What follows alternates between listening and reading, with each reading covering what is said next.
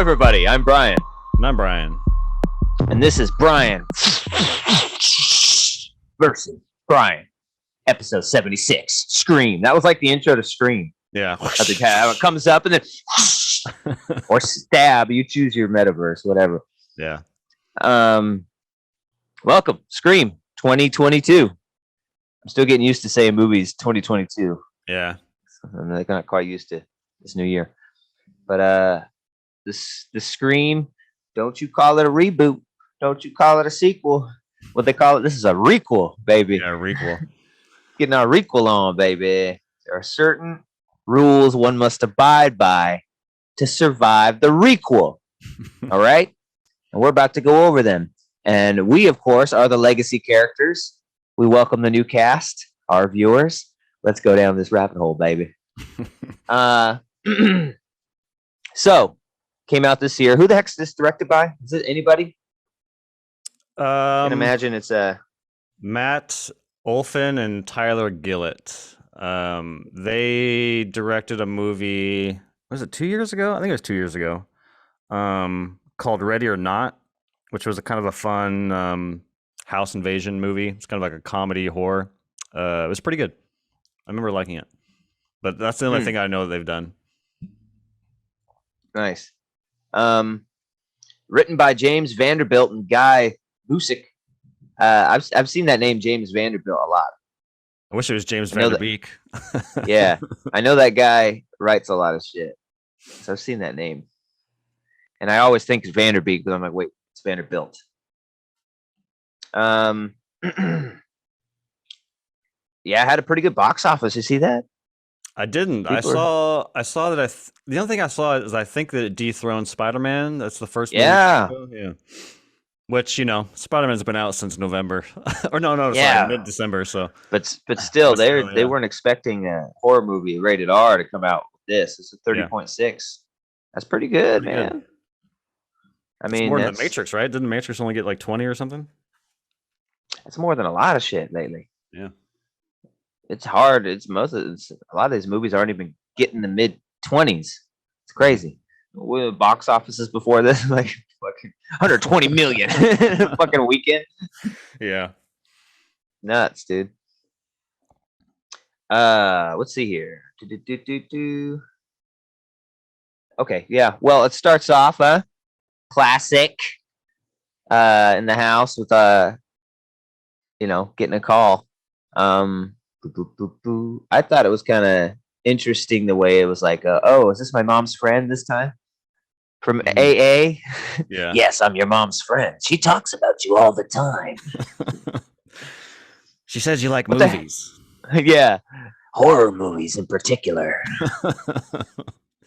I like the Babadook. What the fuck is the Babadook? Open the door, you dumb bitch. Oh, I love that. Just going off. It's like, what a Babadook? Yeah. It's like some weird ass. Did she mention Hereditary? Yeah, they find. Well, it's funny because before the movie, we were walking to the theater, and Sarah and I were talking about some of the things that they were going to bring up, and I was like, they got to bring up. They call it elevated horror in this movie. I just call it indie horror. I don't know. Elevated horror sounds a little pretentious, but I'm like, they got it. So. But I was like, they gotta, because like indie horror has been booming for like the last 6-7 years, so they gotta like bring up The Witch and Hereditary and like this kind of new horror genre, and so that sparks in the very opening. She says elevated horror with like The Witch, Hereditary, and Babadook. Yeah, or where the tumor is on your back and it becomes a person at night. It murders people. But yeah, that was kind of cool. We got to get into a little bit of history because I think it's important what you just said, that indie horror, that elevated horror has kind of been ruling the roost for. And I think that's because old school horror of like Jason and this and slasher horror, it's you got to have someone iconic, or it's not, you don't just some random guy slashing people. Who gives a shit? Yeah. Right? It's got to be like a cool character, mystery to it, costume, all sorts of shit got to go right. And I think that's what the first Scream did so fucking well. Like, what a genius move because that costume was already out before Scream. We see it every Halloween when we were kids. We go look for costumes, and that fucking costume would be there, and it was called like Ghost. And you take an already well-known costume and just change it into the slasher costume, and now every Halloween, people see your costume on the rack. I'm reminded of the movie because you put the costume front and center in your movie, and now the costume is your movie. You know what I mean? Like, people don't remember that was a thing before your movie. Like, what a genius fucking move. Now you have all this merch that you don't even have to license. It gets shown every year. I was like, I was just thinking about that. I was like, what a crazy, awesome move, and made that costume so iconic. And you got to have an iconic slasher, or no one gives a shit. And there hasn't been one in, well, I think since the original Scream, we haven't had a new character like that. Yeah, the closest, and I don't even know if you even count this, but I think the closest ballpark is probably the Saw guy, the Jigsaw puppet dude. Yeah. Other than that, yeah, there hasn't been really a iconic slasher character since Ghostface, for sure. Yeah.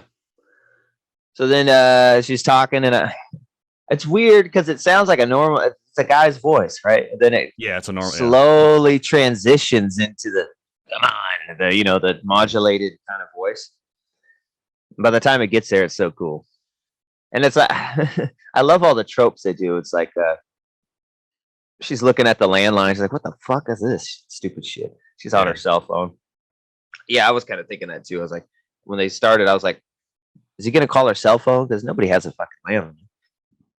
But this person did. And I like that she doesn't answer it, because the phone rings and she like ignores it. She's like texting her friend or whatever. I like that too. Yeah, that was pretty cool. And there's some interesting stuff about, she's texting her friend. It keeps calling, some psycho. And then, all of a sudden, on the other side of the phone, of course, could have seen this coming. This isn't Amber. Yeah. Answer the phone, bitch. I can hear the bitch when it's in text form. Yeah. such an iconic bitch, this modulated voice. And I love the stupid ass, like, doors locked. On her smart doors locked. No. Doors unlocked. No. No. He's hacked my app. Ah! I remember seeing that trailer. I'm like, this is so stupid. Like, God damn it. Doors unlocked. Murderer in the foyer. Yeah. I don't remember what the fuck she was doing. Was this her house she was in? Yeah. Yeah, it was her house. And her mom is away in London or something. They explained that. And I was like, there's a first flag right there. Your mom's the killer, bitch. Mm-hmm. Everyone's a suspect. Yeah, then the killer comes in. Oh no, I like the intro, like the doors unlocked, and then she's like hiding, and it finally answers the phone again. And she's like, after he asked, he's very interested in Stab and asks about the Stab movies. What I like is that they have the Stab movies set up so well inside these movies, because they've done 5 of them, that they have the cast and all this shit, and the director. And I don't know if you saw, but Ryan Johnson directed Stab 8. Oh, nice. Yeah, I know they reference him in the movie, but I didn't see it in the when she's scrolling. That's awesome. I'm pretty sure that's what they said. That's what I got from it. And like, that's why everyone hated it. Had nothing to do with Stab. And these movies, Stab movies, are referenced so, and I love the cast of them. It's like, I want to see these movies. And they always show clips from it. And it's like, Luke Perry was the killer in the first one, and like James Vanderbeek is in them. Like, all these people, it's like, dude, this is cool. Like, I want to see Stab more than I kind of want to see Scream right now. Yeah, we were dying laughing. We were watching Scream 2. So Scream 2 is when they first introduced Stab, the movie, and I forget who's watching TV at the time, but I think it may be Sydney. But it's like one of those ET entertainment shows, and Tori Spelling's giving an interview, and then like they show a clip, and it's Luke Wilson and Tori Spelling, and Luke Wilson's like, when your mom left your dad, and like, and he's doing so that stupid. Yeah, I just kind of accept it. Oh, dude, it's so fucking funny. Oh yeah, I forgot. Tori Spelling was the Nev Campbell character, right? Yeah. Or was she the Drew Barrymore character? No, she was the no. Well, it's funny because they reference. This is another cool reference on top of the reference. But when he's in this movie, when he's giving her the game, he asks her who plays Casey Becker in Stab. Oh yeah, the And then first she's one like looking killed. through IMDb, and it's like, oh, Heather Graham, and like Heather Oh Graham did yeah, play Casey in the Stab movie from Scream 2. So there's a lot of cool Easter right eggs in on. there. Weird stuff, man. Yeah. So then I love it with the reveal, and then Ghostface is like, bonus question. Do you think I got in the house before you locked the door on your app? Jumps out from the fucking closet. Ah! Stabs her. And it's brutal too. It was a brutal. Yeah, this one is very brutal. Rated R. Brutal, very gory. So that's cool. Yeah. So they Jesse had to turn away at one point. We'll talk about that kill later when it comes up. But yeah, you get the classic crawl across the floor and stab in the back and stabbed in the stomach. I don't know how the fuck this girl survived this. This is ridiculous. Yeah, like and he was kind of stomped on her leg and like broke her fucking ankle or whatever. He was kind of going to town on it, bro. I don't know what happened there. I don't know how. I don't remember how she survived. Did he just run away and leave her there, or I forget? Did someone save? I don't think anyone saved her. He must have just ran away, just left her there. I don't remember, or like cut the credits or something. No, I think he just left her. I think he didn't mean to kill her because he's trying to lure the sister in. Yeah, yeah. Just leave the live bait, get him later, type of thing. Yeah, that sets up Sam, which is a new. Well, Tara's a new character that the movie opens with. But yeah, I guess in general, I thought the opening was awesome. I actually was like, that was really cool. And then we're introduced to Sam, who is the sister of the woman who's attacked, who's living in somewhere in California at some fucking bowling alley. And then she basically comes back to Woodsboro to take care of her fucking stabbed to shit sister. Yeah, her boyfriend. And then we quickly reveal that they have different dads, right? Correct. Same mom. They have different dads, same mom, and their dad left. Their dad, like obviously the older girl's like stepdad, I guess. Yeah. Who she thought was her dad, but then she found her mom's diaries in the attic, and I guess her mom went to school with Billy Loomis. That's his name? Yeah. Loomis? Yeah. That's weird. Like from Halloween. It's a Halloween callback, yeah. And then finds out that her dad is Billy. This is fucking Billy cheated on Nev Campbell, and that fucking pisses me off. He's such a sweet boy. And then so that's a kind of cool, interesting reveal. And then like she found out and confronted her mom, and her stepdad, heard her doing it unintentionally and then left the family. And she's always kind of traumatized that she broke up their family, and then she leaves at 18 when she can and just never looks back. And this is 5 years later. Mm-hmm. So far I'm on board. So far I like the heritage of being related to Billy and whatnot. And then we get some interesting stuff about she's like on psychotics. Yeah. She's like on pills, and she's like, because she sees Billy like in her head a couple times, which when I say another one of the best looking CG things I've ever seen. Like Billy looked like fucking Billy in the first movie. I was like, damn, that's good. Like that's a dude is fucking.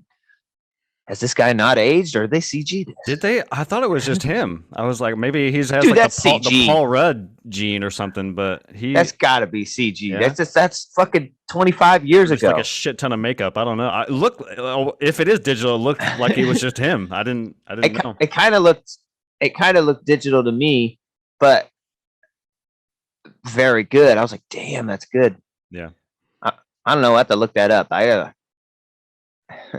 It's like, how? That's got to be CG. That's fucking. It just looks perfect from exactly the end of the first movie. He's got the Yeah. fucking little bit of blood on him and shit. It's got to be The that white version of shirt him. that's covered in Yeah, blood. Yeah. yeah. I'm fucking bleeding a lot, man. Yeah. Stu, man. Stu is great. I'm fucking dying here. And so that's interesting. So she goes and she tells her sister that. Her sister tells her to leave because she's pissed about it. And I can't remember what happens right then. Does she leave? Or does she just leave the room? Remember? I don't remember the events, but I know that she's attacked in the hospital, and then she eventually finds her way to Dewey's house, and then that kind of spawns her going. Oh yeah, she leaves because there's a cop protecting her, so she feels safe. Yeah, leaving. Yeah, and goes with her boyfriend to Dewey's trailer park home. Yeah, where we find out he is no longer married to Gail. He's no longer a sheriff.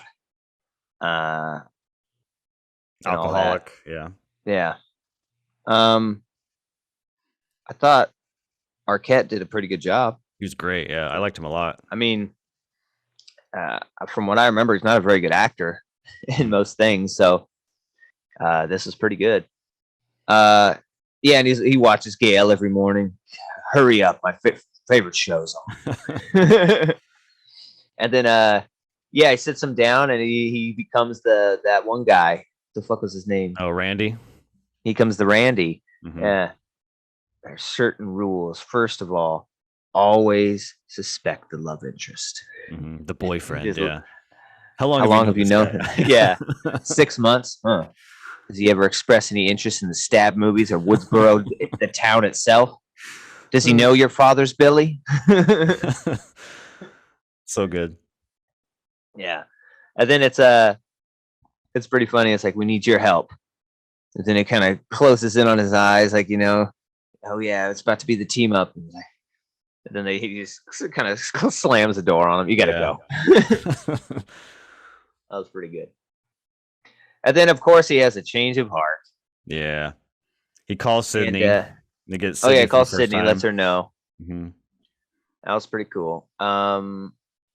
And he's like, I'm gonna call Gail, but then he ended up just texting her. He's like, hey, what do you say in the text? He said, ghost It's happening again. Don't come here or something like that. Yeah. Don't come here. And then I think he said, how have you been? Smiley face. And he hasn't talked to her in years. And he's like, damn it. So I shouldn't have put the smiley face. Yeah, that was good. That was a good bit. So, what's the next? Then she gets attacked again at the hospital, right? Is that the next series of killings? No, then we get the blonde friend killed, right? Yeah, then the next killing. So he gives, from what I remember, he gives her the rules, and I think one of the rules was like, it's always somebody close to the victim, a friend or whatever, and so she goes and like has this huge. It's always someone you know. Yeah, she has this huge meeting with all of Tara's friends. Yeah. And then they kind of just have. And two of them are related to that guy. I can forget his name again. Oh, Randy. Yeah. Two of them are Randy's niece and nephew, twins. Yeah. So they're getting all these related people. But that was a really cool scene. I liked it. They going in on each other about motivation and who could be doing it. Mm-hmm. I was like, all right. Because at this point, you got a lot of red herrings. At this point, you're kind of thinking boyfriend. You're kind of thinking one of the twins. That's a kind of a reverse. Now the niece and nephew are the killer of the original victim. I thought that would be interesting. So yeah, we get a lot of stuff thrown at us. And in my mind, first of all, the stepdad leaving, I was like, oh, it's the stepdad. He's pissed. Yeah, that was a big thought of mine. Or the mom. I was like, mom's not here. That's convenient. I was like, that would be a twist right there. Your mom's fucking doing it. Mm-hmm. So I had a lot of thoughts in my mind at this point. Yeah, I knew. Well, not. I mean, I didn't know, but I had a very, very strong assumption on one of them, and I ended up being right. But we can get into that later. I didn't know. I didn't guess the second one, but I definitely guessed the first or one. Or I guess I'm spoiling that there's two of them, but there's always two of them. But Yeah. I got one right. I like Jesse that. got the first one, Yeah. and I was like, really? When she said it, I was like, I don't know. I don't know. That's kind of boring. I think they'll come up with something better than that. Yeah. I like this. What was fascinating about that meeting is like one of the characters, one of the niece of Randy. She's kind of like the nerdy Randy character, which kind of makes sense Yeah. because it's her uncle or whatever. And she kind of goes on this huge monologue about what did they call it? You said it earlier, like not a prequel, a re-quel, I think she called them. Re-quel. And she kind of goes through all Re-quel. the what it means and what Hollywood is doing. And it's Yeah, I so love funny it. because typically when when Scream movies do this, they get all meta. I'm always on board. I'm like, yeah, yeah, yeah. But this is the first time in a Scream movie where I was like, I am the person you're talking about, but I feel the opposite of what you're saying. Because she's talking about how like, oh, you got to bring back the legacy characters, and it's got to be a continuation of the story, and you can't piss fans off. And like where I'm at now with horror, I'm like, no, I don't want legacy characters. I don't want to continue. Like, make your own movie with your own characters, and make it stand on its own 2 feet. So I thought that was interesting. For the first time, I'm like, I am a fan. Yeah. Of the same, but I'm like the opposite of what you're. But do you want to see this Scream movie with nobody? I don't. Like if it's just called Scream 5 and there's nobody has a connection to the story, or it's like why even make a Scream movie? I think that they could have done a connection to the story without having the legacy characters come back. Because at the end of the day, I think Dewey's really the only one that has an impact of the movie. The other ones kind of just show up in the third act, and they're just kind of around. So you probably could have still done the same movie, maybe just with Dewey. Because I don't think Sidney or Gale really contributes a whole lot, from what I remember. You gotta have that legacy character, or else don't do the legacy movie, man. Just make it a reboot. Yeah, I agree with her. I love what she was saying. You gotta have the legacy characters, but you don't want them too much. And it was all pretty good because without Dewey, this movie doesn't work. You can't just explain that I'm Billy's daughter and have nobody from the other ones. I was like, that would have been weird. A whole new cast without ever bringing anyone in, and the only connection is Billy happened to have sex with my mom once. That's how I'm connected. That's how I'm connected to the Woodsboro murders. It's like that's kind of a weird connection. So yeah, I like that, and I kind of agree with her. But yeah, I do kind of agree with you that Sidney and Gale don't do much at all. I think Gale and Sidney have some good moments about Dewey later, but I guess it's not necessary. But yeah, I think though. Back to the blonde, because you were bringing up the blonde kid getting attacked, who's the son of the sheriff woman from 4, the new sheriff. See, I didn't remember who she was because they said, "What if they're talking about they're killing characters that are related to the original characters? Who's the next one?" And someone mentions her son, really, and then someone's like, "No one cares about the side character." Yeah, and I was like, wait a minute, is this lady from Scream? It's like, I don't remember her at all. Who the fuck was she in Scream? Oh yeah, was she like the young deputy that worked under Dewey? She was in 4. She's only in 4. Now I'm kind of remembering. Yeah, she was with Dewey, the little blonde girl. Yeah. Okay. I didn't know at the time. Yeah. Then, so they kind of point fingers, or he's saying, "Oh, that's me," because my mom is involved in the whole thing, and they're like, "Nah, no one gives a fuck about you or your mom." And then we cut to them actually getting murdered, which was kind of an intense sequence of events. I thought it was cool how he lured her back, and I thought he was just going to kill her, like he set up this elaborate talking about killing her son just to kill her, But he ended up killing them both. Like, you ever seen the movie Psycho? And he's in the shower. I was like, oh yeah, shower death. And then she comes all the way back. You're not, he keeps telling her, you're not gonna make it in time. And she pulls up.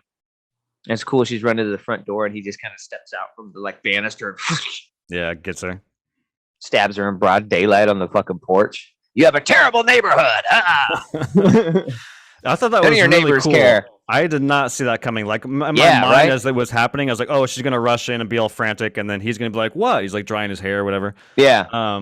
So yeah, I did not see her getting stabbed. And it's a disturbing and jarring visual of someone being murdered on their front lawn in like a suburban setting. Like it was kind of, you Yeah. never really see that. You know what I mean? It's either at night or something, but this big sunny Mhm. day on a suburban lawn, just this woman getting attacked. It was very unsettling. Yeah, and then he goes in and kills the son.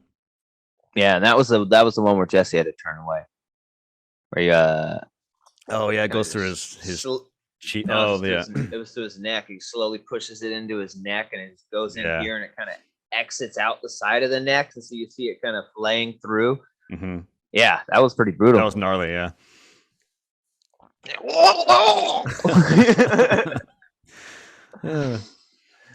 Uh, With the frosted tips, yep. and then what the hell is there? Is the next thing the party? No, I think. Oh yeah. Now I'm trying to. Oh no, the next thing is probably Dewey Yeah, I think the Hospital. biggest thing was the Dewey in the middle of the movie. Yeah, at the hospital. That's a pretty Yeah, big so then moment. wait a minute. Oh yeah, so it leads into that because Yeah. the sister, what the hell's her name? Amber, Tara. the older one. Oh, Tara's the the older older one one. is Sam. Sam and Tara. Sam's Sam. the older one. Yeah. Sam sees the cop that was guarding her sister at the blonde kid's house because the sheriff just died. And he's like, "What? If you're here, who's protecting my sister? The sheriff died. I guess so. I came down here." And then she's like, "Oh, I gotta go, my sister." And then Dewey's there, kind of first starting to help, and he gets in the car. You think your sister's in trouble? Yeah. Well, let's go, partner. Saddle up. And they go, and yeah, they go, and yeah, Ghostface has killed the like. I guess there was a guard there because it's a dead guard, and she's kind of dragging herself through the fucking hospital. It's ridiculous. Like you're getting nowhere. She's got the wheelchair, and they keep Yeah. showing that her hand's bleeding for some reason. I get it. Her hand's bleeding because she had the stab. Oh yeah, that was pretty brutal. She blocked the stab, and it goes through Oh her yeah. hand. And yeah, because she'll go ow, and then it'll show the wheelchair handle with red on it. Ooh. I'm in pain. Ah, my hand is bleeding. And yeah, so Dewey kind of is there, protects her. He goes to stab Dewey, and Dewey kind of catches it. Not today. Kind of judo flips the killer over. Well, it's kind of cool. Before that, before they even get there, Ghostface not kills. He calls Sam, and they're like racing to the hospital, and he's on the phone with Sam and Dewey. Oh yeah. And she's like attacking and he's like, "You're just as weak as your fucking sister." Blah blah blah. And she's like, "Well, maybe I'm just holding off for time." And then like the elevator doors open up, and Dewey shoots Ghostface a couple times, and they come and grab her. No, but Ghostface gives her oh yeah, her boyfriend shows up. Yeah. And the sister's like, "What are you doing here?" Thinking, he's the killer. It's like, "Your sister said you're in trouble," and then he gets stabbed. And then Ghostface calls and says, tells I keep forgetting their fucking Sam. tells Sam, you got to choose. Either I'll kill one of them. I'll kill your brother or your sister. You choose who I kill, and I'll let the other one live. And if you don't choose, I'm just going to kill both. Mm-hmm. So that was kind of interesting. And it's like, you won't save your sister. All you have to say is the word, and I'll kill your boyfriend. And then, that was pretty cool. And then, they're about to leave in the elevator.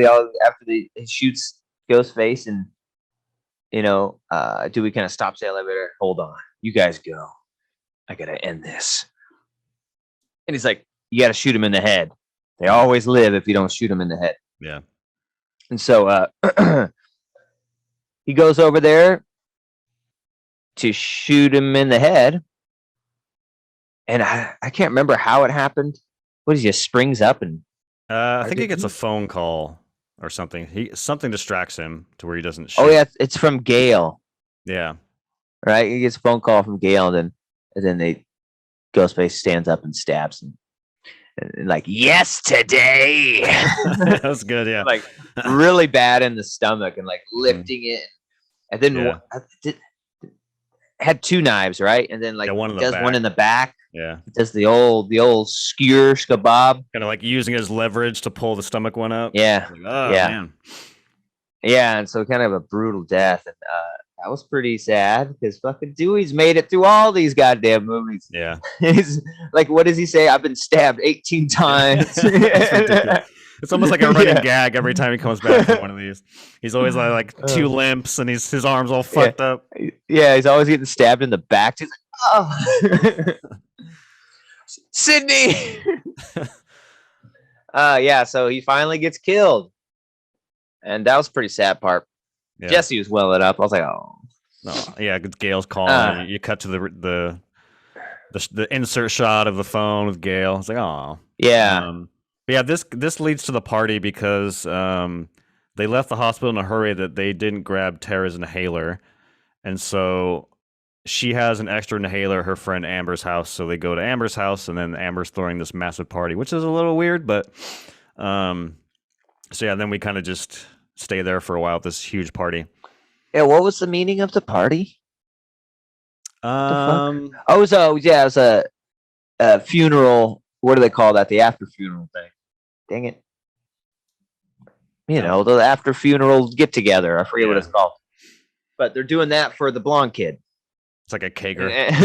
It's the after funeral kegger. Yeah. Come on. Salute. And they're doing it, and then it's you kind of get some vibes like this looks familiar, like I've seen this before. Yes. And then we realize this is the same fucking house that everyone was killed in the first one, and it's her friend Amber's house. So something ain't right. Something ain't right there. Yeah. Something ain't right here, and we get some more stuff. I liked the scene where one of the twins, it's like, we need more beer. Then Amber goes downstairs to get more beer. But first of all, I hate it because she went to go get more. She grabs 3 fucking beers out the fucking fridge. Yeah. 3 fucking beers. There's fucking 50 people here, bitch. It's like, what are you going to do? Oh, now one more person can drink for, an hour and a half. Thanks. Yeah. It's like, you went down there to get 3 beers. Come on now. And anyway, she goes down there, and then she like closes the door, and then the girl twin is there. She's like, whoa. You scared me. Why'd you come down here alone? Yeah. During the middle of a murder spree and a party? That was stupid. You should have asked me to come. Well, why'd you come down here alone? To follow me. Good point. And then they always has a couple good back and forths. Yeah. And it's like, maybe I'm not scared. He's like, why wouldn't you be scared? Because I'm the killer. And then she's like, well, and she's like, I know that's not true. How would you know that? Because I am. And it's like, whoa. I was like, I really thought that the twin girl was telling the truth right there. Yeah. Like, that was a good moment. I was like, oh shit. She's about to stab her. And then she's like, anyways, go back upstairs. Yeah. And then she's like, then they have this moment of like, they don't want to follow each other up the stairs. Yeah. Yeah. So I thought that was a good moment. And then the brother twin, that was another good moment. Like, he's trying to pressure his girlfriend into sex all the time. And she's like, fine, like, I want to do it. Let's go upstairs in this murder house. And he's like, yeah, I'm going to have to pass. Like, what do you mean? It's like, I'm not 100% sure you're not the murderer. I'm like 99% sure. Yeah, that was pretty good. But I think right now it'd probably be best to stay here where all the people and witnesses are. That was pretty good. Yeah. And then she gets pissed and leaves. And he walks out and calling her name, and she sends a text. Oh yeah, he's texts her, I'm sorry. And she's like, come find me and make it up to me. And it has a link. Find my phone. I was like, oh, fuck. Yeah. Come on, man. And he follows the link, and it's like it's like the middle of a yard. and it's like it's showing that he's like maybe 15 paces away. And it's like, dude, what the fuck? Where do you think she is? Hiding in the bush, naked, Yeah, ready right. for you? It's like, come on, dude. Like, nope, not worth it. Especially if you are serious and you think that she is, Yeah, it could be the killer. That you were gonna go out and like, I don't know about that. yeah, yeah. And so he gets killed, or so we think. I thought that was a sad one. I was like, oh man, kill that guy. He was Yeah, kind of cool. dude, all of these murders are so visceral. Like, it's almost the best way I can describe it is like being like shanking. Like, cause like in this movie, he's like wham wham, like he stabs people like so fast, like 8 times. Or like Jesus Christ. Whereas like the original movies is kind of like that slow, you pull it out and then you wait. Yeah, This one's like jab jab jab jab jab jab. It's like, oh shit. get some. Yes. Get some. What was that guy's connection? The guy who was killed earlier, the asshole at the I bar. don't remember. I think he's just. But he had a I don't connection know. too, because then they're like, well, then why did they kill him? Some rando. And then they're like, oh, well, he was actually connected this way. And I can't remember. I how don't he was remember. Yeah. connected. Yeah. Anyways. Back to the twins. I liked because they're on the scene you're talking about. The brother, he's on the couch with the girlfriend, or whatever. There's another funny scene on the couch with his sister. Or I think she's talking to Sam's boyfriend or something. He's like, I'm gonna go get some more beers or whatever. Do you want to come with me? She's like, no, I'm gonna sit here and make out with Sydney over here or whatever. And then it kind of like pans over. It's just this random girl sitting there. He's like, what's up? Yeah, that was awesome. That was pretty funny. And then I love later.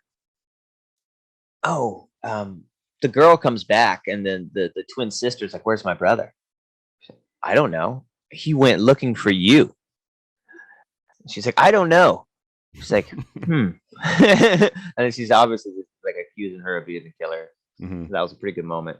And then later in the party, she's like watching Stab. I like the twin brothers. Like, how can you sit here and watch the movie based on our uncle's murder while there's murders going on? It's like, I don't know. It soothes me. Okay, it calms me down. She's like eating potato chips.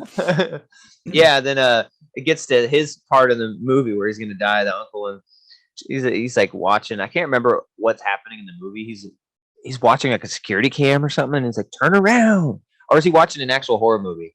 I think he's just watching It's like a Inception type of deal, because in the original Scream, Gail goes into Stu's party and plants a camera in front of the VCR, and then she goes back out with her cameraman to watch the party to see if something happens. And in Scream, Randy's sitting there watching Halloween, and he's like, behind you, behind you. So that footage is Gail's footage from taping the party that they just reenacted for Stab. Yeah. So yeah, it's funny because he's like, behind you, and she's like, behind you, you dumbass. You made the rules and you don't know to look behind you. And then finally she's like, she keeps saying behind you, and she's like, wait a minute. Behind her, and it's fuck. There's a ghost face. That was pretty good. I love every time they introduce Stab, the acting is so fucking hilarious. Like they show a little bit of Stab in this movie with the rules scene. You don't know the rules? And like, I don't know, just the acting in those movies is fucking hilarious. Yeah. I think that's the last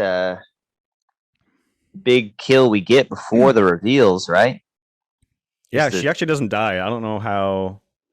I think she fights back and the Ghostface runs away, because she does. That twin does survive. Yeah, both twins do. Yeah, both twins. But do. I mean, the last attack. Yeah, last attack. Because then they all converge in the living room with the guy. The jock's girlfriend comes back when they kind of accuse her. He went looking for you, and then you got Amber, who's doing something, and then yeah. So that's kind of when we get our first ghost-faced reveal, or a ghost-faced reveal. Yeah, it's that first reveal is there also, so it has to be one of us. And then I can't remember the girlfriend of the jock is like, says something. Well, how do you know it's not her or something, right? And then she says, because it's fucking me, and shoots her in the fucking head. I was like, oh shit. Like, that was pretty good. Yeah, I guess that's. I was disappointed in that reveal. I didn't think that was that great, or I thought they were going to do something crazy like the stepdad or mom, you know, or go real crazy, and the younger sister is actually fucking doing it, something like I that. Or the I even older, considered Sydney for at some point because she's yeah. absent for a lot of the movie. You know what I mean? I'm like, I thought it would have been kind of interesting if it was the older sister, like actually have a lineage to the oh original yeah, killer and ends up being the killer. yeah. I was like, that That would would have have been been a pretty cool good twist. Yeah. because then they could keep having her be the killer in subsequent movies. Yeah, so Rather than like I was saying earlier, I was very guess confident. this one. I guessed this one, but not for not for any of the reasons the movie gives me. Mm-hmm. I know it sounds really fucking ridiculous, but at the end of the day, it did work. So as ridiculous as it may sound, it did work. But as you know, very controversial opinion of mine. Once Upon a Time in Hollywood is like my favorite Tarantino movie. I've seen it a million times. And that actress who plays Amber is in Once Upon a Time in Hollywood. She plays one of the Manson family members, and she plays such a good psycho in that movie. She's like, "Oh man, we got to kill these pigs, man!" And she's like really, really good at playing a psychopath. And so when I saw her come on screen for the first time, and like early on in the movie, I'm like, I know that actress from Once Upon a Time in Hollywood who plays a fucking really good crazy person. I bet you the reason why she was cast in this movie is because she's going to be a fucking crazy, psychotic ghost face killer. So I did kind of guess that just for that reason alone. But I did not guess the second ghost face, which happens pretty quick after this. So yeah, Jesse picked it. I whispered to her, I was like, I bet it's going to be the stepdad who got all this, who got dumped and left and watched. She's coming back. And she's like, I think it's that girl, her friend. I was like, what? Not Amber. What? No, she wouldn't do something like that, okay? And then she's like, man. I was like, what makes you think that? And she was just like, look, she's acting fucking weird all the time. I was like, you're kind of right. Yeah, she was a little protective, She's acting weird, and then it's her phone. It's getting texted from, and I guess I was like, damn. But really, you're the killer, and you're gonna text her from your own phone? And then she's like, the killer did clone my phone. And I was like, okay. So that one wasn't a very good reveal. I wasn't too happy with that. I thought it could have been anyone else would have been better. And then the next one, they all kind of run away from her. And then Tara is the older one. She's the younger one. Yeah, Tara's the younger one. Yeah, Sam is the older one. Sam is running and runs into her boyfriend. Well, they're both trying to like hide and shit. She's like, "What are you doing here?" "I'm fucking hiding." And then Sydney shows up at some point and starts shooting doors, and Ghostface calls her, and she's like walking around shooting closets, and I think he's in one of them. Yeah, just shooting into him. And then she's kind of suspect of the boyfriend now. She's like, "What are you talking about?" And then like, "I think it's your sister. Think about it." And then starts giving reasons, and you can kind of compelling reasons. I was like, "Oh, what if his little sister is the second killer? That'd be pretty cool." Mm-hmm. And then she finds her sister like tied up in a closet, and they make you think she doesn't untie her. She holds out her hands, and then she's about to cut it, and she kind of starts thinking. Yeah, and then she's like, "Whoa!" And then we cut to later, and so it's the big. They're all meeting in the kitchen scene. Oh, what's going on? Who's the killer? And by that time, I think Gail and Sydney are there. Yeah, all three of them are in the kitchen being kind of held captive by Amber, and I guess we should say, the boyfriend is the second. But they reveal the boyfriend is the second killer right then, right? It's right before. I think it's like by the front door or something, and then they both usher them into the kitchen. They like throw Gail on the ground, and then they hold Sydney and Sam at like knife point. Yeah, but I like I'm trying to pinpoint the reveal because it was pretty cool. It was the best reveal in the movie. It was the boyfriend, and he stabs her in the stomach right there. Boom, and then that's your reveal. And I was like, oh shit. He's like, "You stupid bitch." Dewey told you within seconds that it was me. Yeah. And I love it, dude. And then fucking reasoning is pretty weak. It's so Like, bad. The more you think about it, it's like, so let me get this straight. You're a fan of a movie, and you're upset that the movie franchise went down the shitter, so now you're going to murder a bunch of people so that Hollywood can remake your franchise you love? That's a really fucking stupid motivation. Yeah. And you just so happen to be close to these people related to it, and you just so happen to live in the house of the original killer. Yeah. It's a lot of weird things, you know. So the motivation's kind of flimsy. Especially for the guy. It's like, I met her on Reddit. The girl, it's a little more believable because she has friends that are connected to it, and she lives in the house. But yeah, so that's pretty much it. And then like he's like, it wasn't hard to find you. I just went and moved over there where you lived and got you to like, what was your plan if she didn't like you or didn't find you attractive, or what was your plan then? Yeah. And I was like, how did they know? How did you know she was Billy's daughter? It's like, her mom's a drunk and we got her liquored up. I was like, okay, weird. Yeah. Yeah, so that's pretty much the end, other than the killer's dying. And I can't remember, how did the guy die? I'm drawing a blank on his death. No? I know Amber's, because Amber's is a reference to Once Upon a Time in Hollywood. That's exactly how she dies in Once Upon a Time in Hollywood. It's not a coincidence.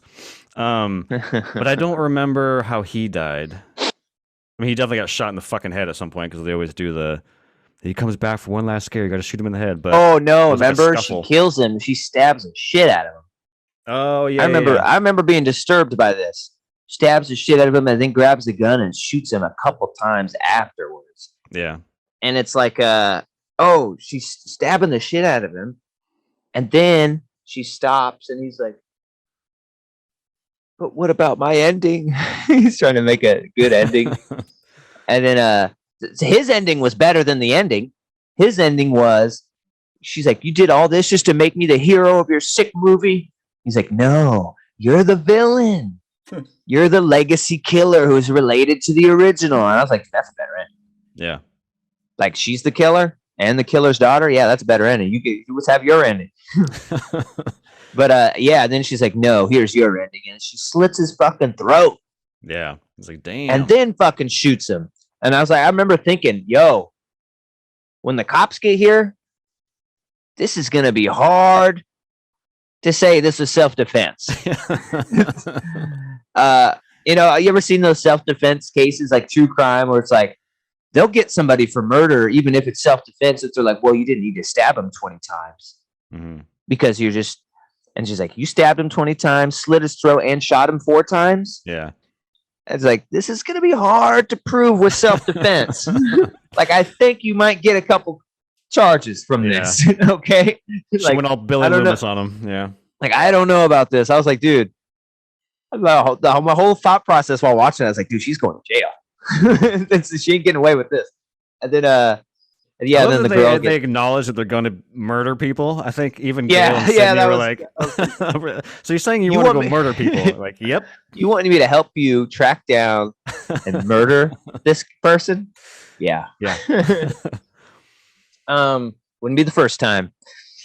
Then the girl, Amber, what does she get? Stabbed, and they were sure to show how accidentally the stove got turned on throughout the scuffle. And then what, she gets shot? Yeah, she gets shot. I think she turns around and falls on it. Ah! Yeah. Got the fire. It's kind of like it's a Once Upon a Time, but it's also reminded me of Terminator 2. And the guy falls on the hot skillet in the back.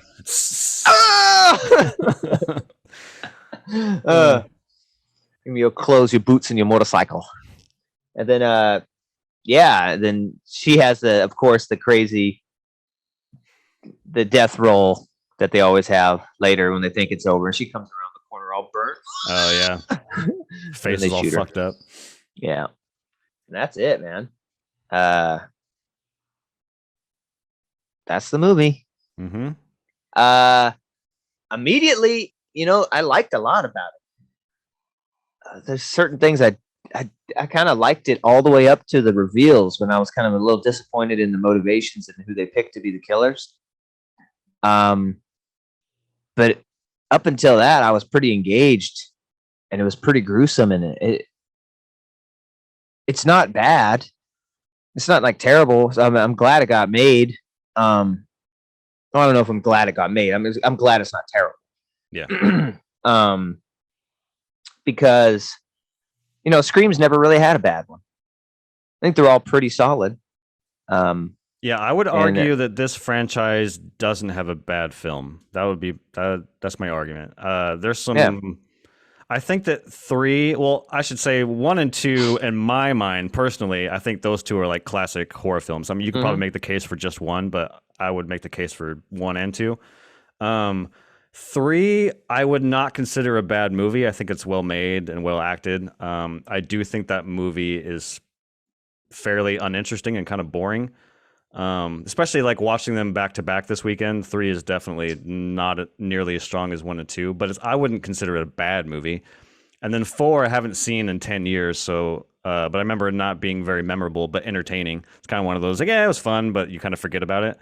So yeah, I would argue that there isn't really a bad one. And I would say, I guess this is kind of when we're giving our thoughts here, but I came into this movie with very low expectations, like very low.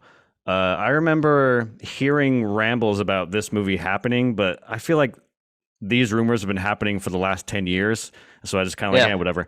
And then all of a sudden, the next thing you know, in a blink of an eye, there's a trailer. I'm like, wait, what? This actually is happening? They're actually making this? And I watched the trailer, and I'm like, oh man, that trailer was fucking rough.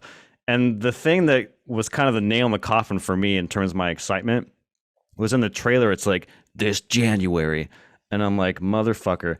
And for those of you who don't know, I guess, I'm sorry if I'm like being insulting to people's intelligence here, but for those of you who don't know, January is, generally speaking, typically a dumping month for movies. Like it's typically where you get your really awful movies where studios are just like, release it in January. It's very rare that you get a good movie in January. And so when I saw that, I was like, oh man, it's a fucking January movie, the Scream, it's going to be horrible. So I went in with pretty low expectations, even though I love the franchise. And I got to say, this movie was pretty damn fun. This was really good. I think there's issues with it, but yeah, I definitely think it's, in my opinion, better than 3 and 4. And I just had fun with it from the moment it started to the moment it ended. It's funny. It's back to its gruesome form. I think 3 was pretty tame, and there's reasons why. I think Columbine happened around the release of 3, so they kind of toned down the violence. But yeah, I don't know. I thought this was pretty damn good. I was pleasantly surprised at how good this movie was.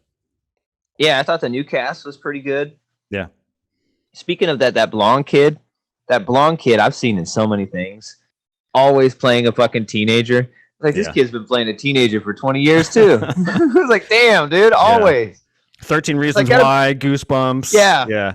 That's gotta be so weird to be like fucking 30 and in a movie, and you're like, Mom, you know what I mean?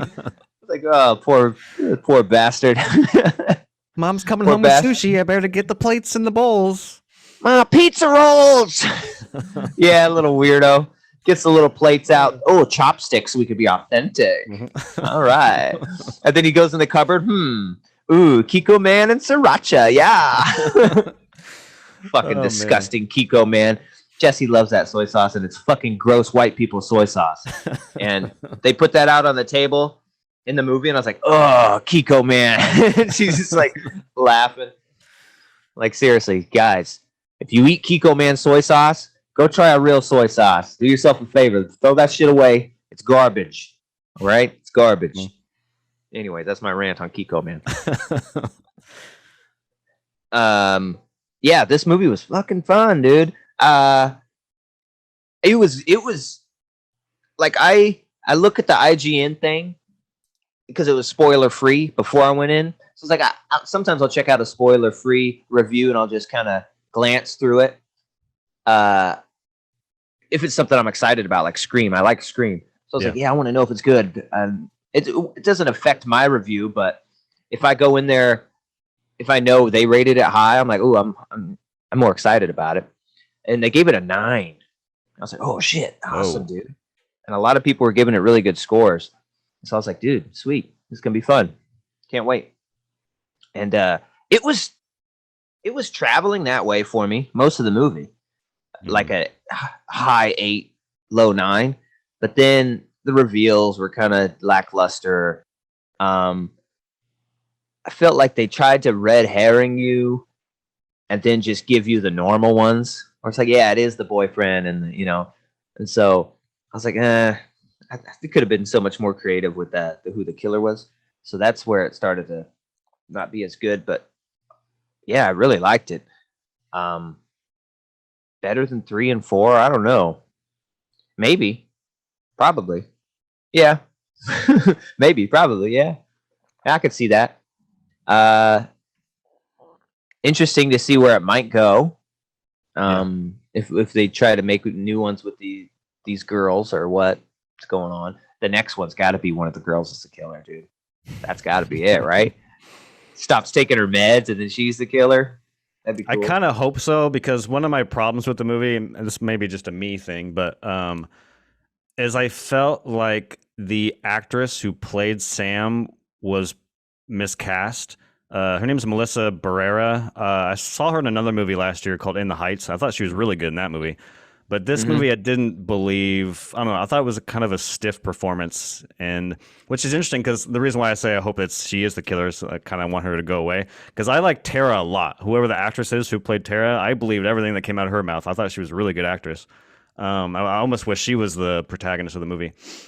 But yeah. So, but aside from getting that actress out of the fucking franchise, but I do think, just generally speaking, that would be a cool turn, because her dad is Billy, and she's like dealing with this weird thing in her life where her fucking dad has killed a bunch of people. Yeah, and the next one, you got to go kill Sydney and Gail too, right in the beginning. Get it over with in the beginning to, that'd be sweet. I mean, they may do the Star Wars thing. You offed one in your first reboot movie, and you're going to come back and you're going to kind of start chipping away at the legacy characters. They could go that route. Yeah. So they got the J.J. Abrams one now. The Rian Johnson's one's about to fuck shit up. when they kill Gail in the next one, she'll just disintegrate, and her green jacket will fall to the ground. Yeah, dude. In front of a dual sun. And then she'll say, "This is Gail Weathers signing off." Perfect. Blow away in the dust.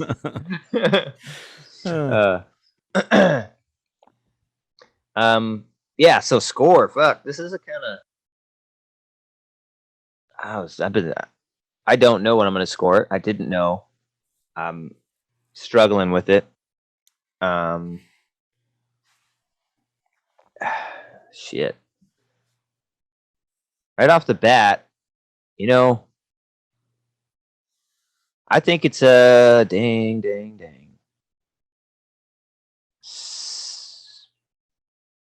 7.8.